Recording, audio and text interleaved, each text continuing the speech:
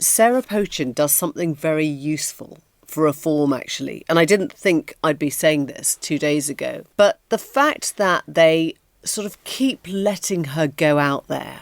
She was the one that did the burqa should be banned statement the first time. She's the only female reform MP. And she sort of gets out there, says something pretty ludicrous, which reform then carefully distances themselves from. In other words, she might say that, but that's not where the party is. The party is here. The party is, I think Farage is very aware that he doesn't want to be sort of in the burqa chat. He doesn't want to be in the racist chat. He doesn't want to be sort of in the outliers chat. He wants to try and make reform look as if it's mainstream. But it is very helpful for him, for the party, to have somebody that is pushing at the door of racism the whole time, pushing at the door of, multi-ethnicity, pushing at the door of sort of deportation and all that kind of stuff, because this is how they work out where the public mood is. She is their canary. She's sent out, or she leaps out, and she goes much further than reform would ever do on the day.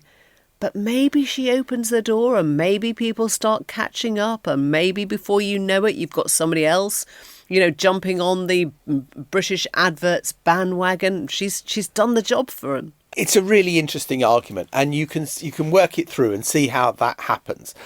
I think fundamentally that given where Farage is in the polls and where Reform are in the polls at kind of 35%, and you are trying to expand on that to get yourself to a place where actually victory in a general election is possible, and you are trying to show that the brand is decontaminated and that it's not just sort of people who are, she drives me mad seeing black and Asian people.